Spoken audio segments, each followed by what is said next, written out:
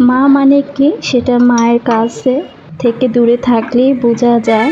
আমার ভাগ্যে এতটুকু দুঃখ থাকতো না যদি ভাগ্যের লেখার দায়িত্বটা আমার মায়ের হাতে থাকতো। ঠিক সত্যি আপু এই কথাটা, তাই না? আমাদের মতো মেয়েদের ভাগ্য যাদের অনেক খারাপ থাকে, আল্লাহ তাআলার হাতে যদি আমার ভাগ্যটা লেখা না থেকে যদি আমার মায়ের হাতে লেখা থাকতো, তাহলে মনে হয় এই পৃথিবীতে সবচেয়ে সুখী একজন নারী বলেন, মেয়ে বলেন, সেটা হয়তোবা আমিই হতাম। তো যাই হোক, আজকে আমার অনেক কাজ আছে। কাজ বলতে কাজ থেকে ভিডিওটি শুরু করেছি। কিচেনটা পরিষ্কার করব। তো কিচেনের সব কিছু তো আগেই পরিষ্কার করেছিলাম। তবে কিচেনের এই যে জারগুলো দেখতে পাচ্ছেন, এই জারগুলো কিন্তু অনেকটা প্রচুর পরিমাণে নোংরা হয়েছিল। উপরে এত তেল কাস্টে ভাব হয়েছিল, আসলে ভালো লাগছিল না। তো চিন্তা করলাম যে আজকে না হয় কিচেনের জারগুলো ধুয়েই ফেলি। কাজ কিন্তু কোনোভাবেই আমার করতে ইচ্ছে করছে না। তবে কাজ ছাড়া যতই আমি একা চুপচাপ বসে থাকছি বা একা কোনো সময় কাটাচ্ছি, মনে হচ্ছে খারাপ লাগাটা আরও বেশি কাজ করছে। মনের ভিতরে অন্যরকম একটা অস্বস্তি কাজ করছে। যাই হোক, এখন এই তো আমি আমার এই যে জারগুলো আমি পরিষ্কার করে নিচ্ছি। আজকে ভিডিও দেওয়ার মতো কোনো ইচ্ছে ছিল না, তারপর চিন্তা করলাম যে কাজের জায়গা যেহেতু, এই জায়গাটাতে আমি কাজ করি, আর কাজ করার পর অবশ্যই এখান থেকে আমি কিছু না কিছু একটা পেয়ে থাকি। তো এটা ধরতে গেলে আমার একটা জব হিসেবে আমি এই জায়গাটাকে বেছে নিয়েছি।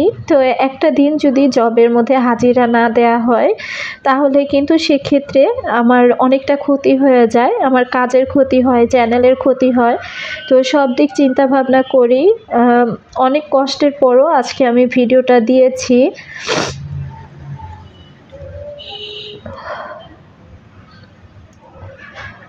সবসময় আমি বলে থাকি, আমার যখন অতিরিক্ত টেনশন হয়, আমার কোনো কিছু ভালো লাগে না, তখন কিন্তু আমি সবসময় নিজেকে কাজের মধ্যে ডুবিয়ে রাখি। আমি যদি কাজ ছাড়া একটা সেকেন্ড আমি নিজেকে চুপচাপ নিয়ে বসে থাকি, তাহলে খুব চিন্তার মধ্যে আমি আটকে যাই। আর সেই চিন্তাগুলো আমাকে এতটা আর কি অবস্থা খারাপ করে দেয়, তখন আমি নিজের মধ্যে আর নিজেকে ধরে রাখতে পারি না।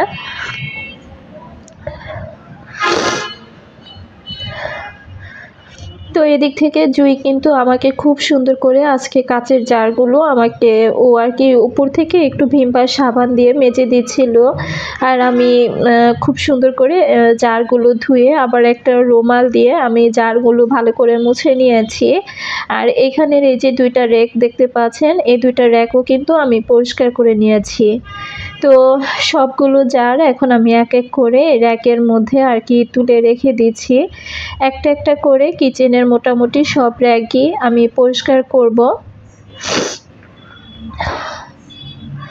মা কিন্তু বাসাটা চেঞ্জ করে ফেলবে, আর বেশি একটা দিন বাকি নেই, হয়তো বা সামনের একটা দিন মা আমার কাছে থাকবে, এরপর কিন্তু মা আর থাকবে না।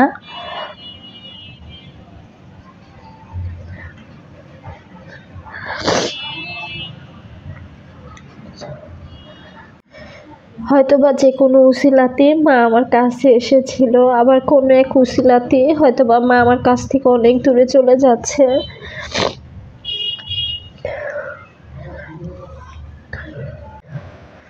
এর মধ্যে কিন্তু মাও তার ঘরের সব কিছু এক এক করে গুছিয়ে নিচ্ছে। আমি যে মায়ের রুমে গিয়েও ওইভাবে কোনো গুছগাছের কাজ করব, আমি কিন্তু সেটা করছি না। সত্যি কথা বলতে অনেক আপুরাই বলতে পারেন, আপু তোমার মা চলে যাবে, তুমি মন খারাপ করছো, অথচ মা একা একা কাজ করছে, তুমি কোনো কিছুই করে দিচ্ছ না। আমি কিন্তু আমার কাজ নিয়ে ব্যস্ত আছি। তো মা ওই পাশ থেকে তার অসুস্থ শরীর নিয়ে একা একাই সব করছে। আসলে ওইভাবে কোনো কিছু যে আমি গুছাবো বা গুছিয়ে দিব, আমার কিন্তু কোনো কাজে মার করে গেলে কোনোভাবে মার কাজগুলো না আমি আর ওইভাবে করতে পারছি না। তো মা ওইভাবে একা একা করে নিচ্ছে, আর মাকে বললাম যে তুমি আস্তে আস্তে গোছাতে থাকো, আমি না হয় সন্ধ্যার দিক গিয়ে তোমার ঘরে কিছু কাজ আমি গুছিয়ে দিব। তো যেই কথা সেই কাজ, আমি এদিক থেকে দিনের বেলা আমি আমার ঘরের কাজগুলো আর কি করে নিয়েছি। রান্না বান্না যা ছিল সেগুলো আমি আজকে অফ ক্যামেরাতেই আর কি রান্নাটা করব। রান্না বলতে তেমন কোনো রান্না নেই, যেহেতু কিচেনের সব কিছু আমি পরিষ্কার করছি। দুপুরে খুব সাদামাটাভাবে আমি খাবারটা খেয়েছি। আসলে বাড়ি থেকে আসার পর ওইভাবে কিন্তু আমি কোনো হাট বাজার কোনো কিছুই করিনি। কোনো না কোনোভাবে দিনগুলো আর কি পার করে নিচ্ছি। তবে সংসারের কাজগুলো কিন্তু আমি ঠিকই করে নিচ্ছি। আজকে ভিডিওটাতে ভয়েস দিতে গিয়ে আমার খুব খারাপ লাগছে। কোনোভাবেই স্বাভাবিক হয়ে আমি ভয়েসটা দিতে পারছি না।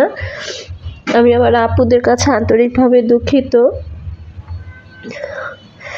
আজকের ভিডিওতে আমি ঠিকঠাক মতো কথা না বলতে পারাতে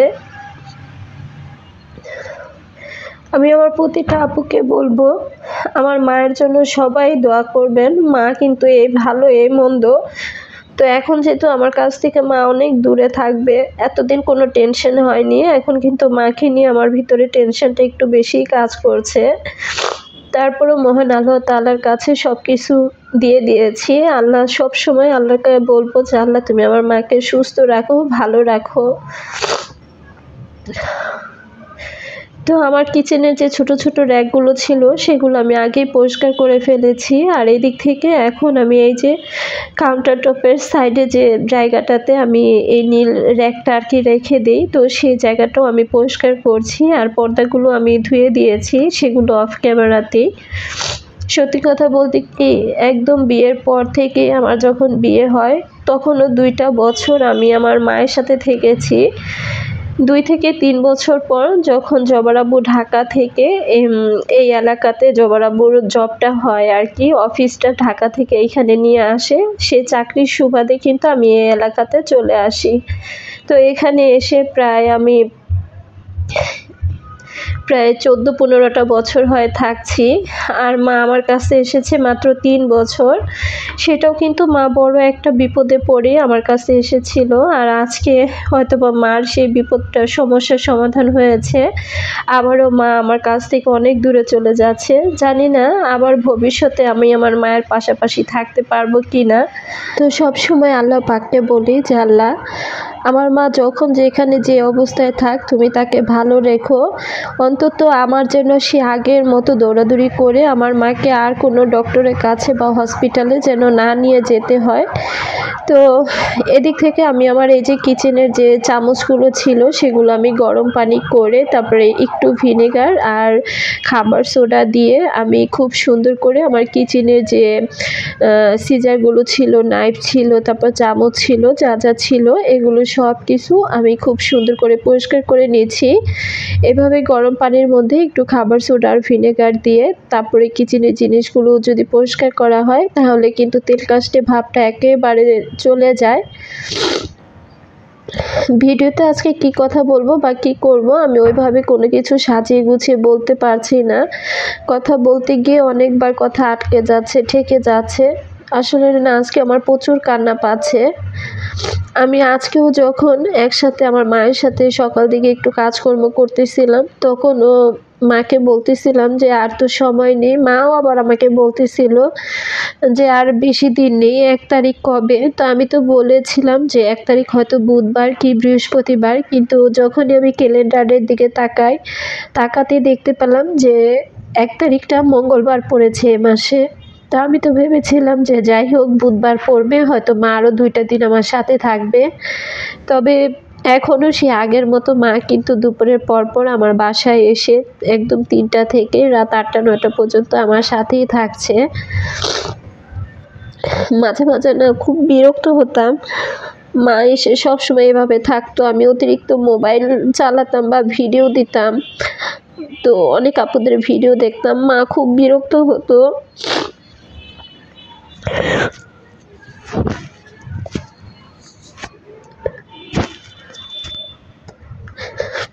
এখন মনে হয় এই বিরক্তটা আর কেউ হবে না, আর আমার সাথে এই রাগটাও কেউ দেখাবে না। আমি এদিক থেকে আমার এই যে কিচেনের বড় র্যাকটা, এটাও আমি আজকে ধুয়ে ফেলেছি। এই কিচেনের বড় র্যাকটা আজকে জবা পরিষ্কার করে দিয়েছে। কাজকর্ম ঠিকই অনেক করেছি, তবে ওইভাবে ক্যামেরা বন্দি করতে ইচ্ছে করেনি। আর আমার মোবাইলে তেমন কোনো ভিডিও জমা নেই। এই ভিডিওগুলো যদি আমি না করি তাহলে আমি আমার আপুদের সাথে বা কি শেয়ার করব। এখন তো আমার মনে হচ্ছে যে বাবা হোক মা হোক সব কিছু একটা মেয়ের বিয়ের পর না দূরে থাকা অনেক ভালো।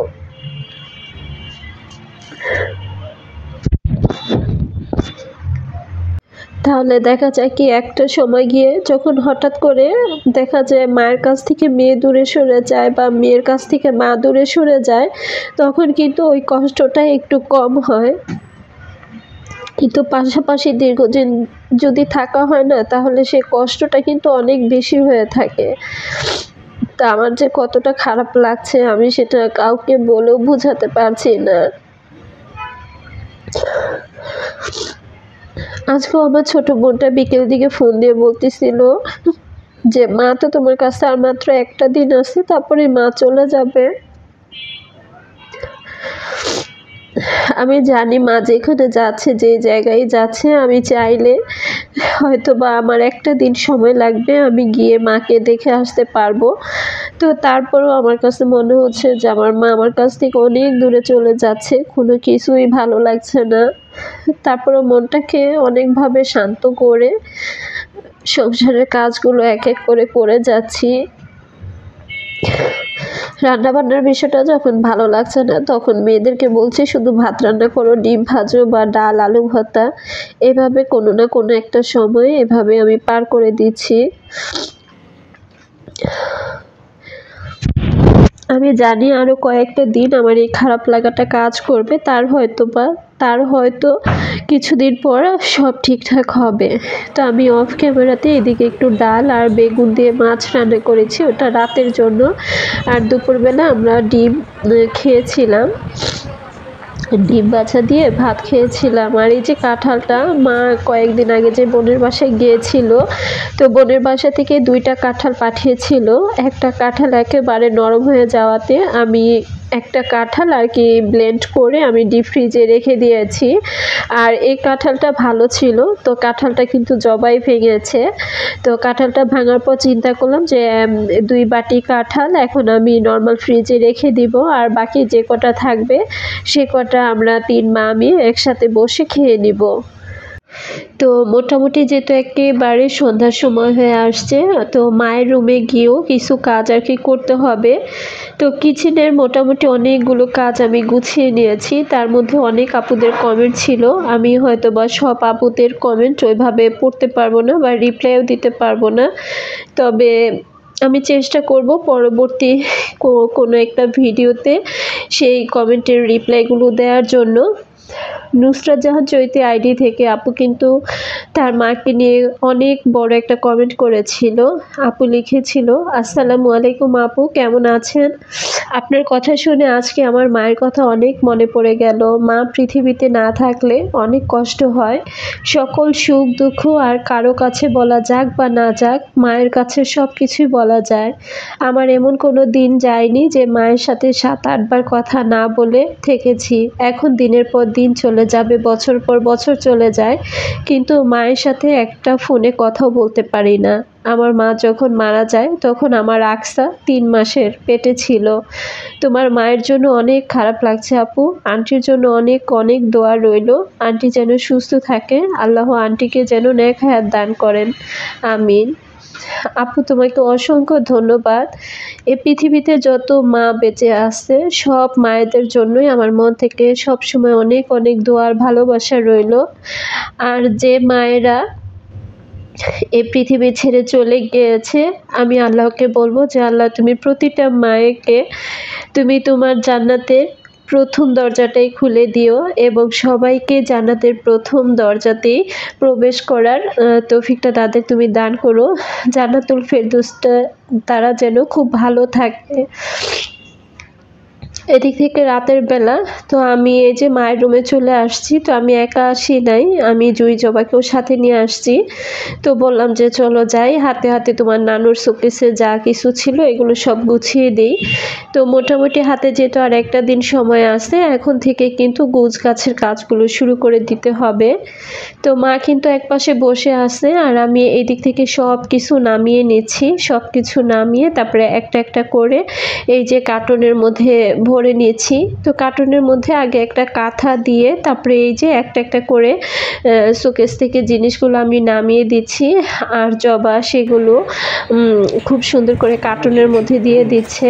তো এইভাবেই কিন্তু সবগুলো জিনিস আমি কার্টনে রাখবো কিছু, আর কিছু আর কি বড় বড় পাতিলের মধ্যে নিয়ে নিব।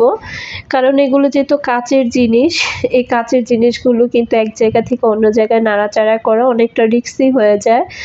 তো এই দিক থেকে দেখেন ভিতরে বড় একদম খুব সুন্দর করে কাঁথা বিছিয়ে তারপর আর কি জিনিসগুলো এভাবে রাখা হচ্ছে।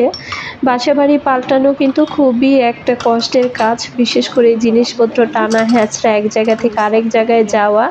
তো কিছুই করার নাই, সময় আর পরিস্থিতি মানুষকে অনেক সময় অনেক কিছু শেখায়। আর কি করব, আর কি বা বলবো, অনেক কিছু আর কি আসলে না আজকের ভিডিওতে আমি ওইভাবে সাজিয়ে গুছিয়ে কোনো কথাও বলতে পারছি না, এত খারাপ লাগা কাজ করছে। পুরোটা ভিডিওতে আমি কি যে ভয়েস দিয়েছি আমি নিজেই জানি না। এইভাবে আজকের ভিডিওটি আমার আপুদের সাথে শেয়ার করছি। আমার আজকের কথায় কোনো ভুল ত্রুটি থাকলে সবাই আমাকে ক্ষমা সুন্দর দৃষ্টিতে দেখবেন। এক এক করে মায়ের রুমে সব কিছু কিন্তু এলোমেলো হয়ে গিয়েছে। তো আজকের দিনটাতে শুধু এতটুকুই করেছিলাম। পরের দিন একদম যা যা ছিল, খাট তোশক ফ্যান যা যা ছিল এগুলো তো সব খুলে নিতেই হবে। তো যাই হোক, মাকে বলেছি শেষের 2টা দিন তুমি আমার সাথে থাকবে, আর এদিক থেকে ঘরে যা যা এলোমেলো হয়েছে ওগুলো ওইভাবেই থাক। তো এই তো খুব সুন্দর করে সব কিছু কার্টন করে নেওয়া হয়েছে।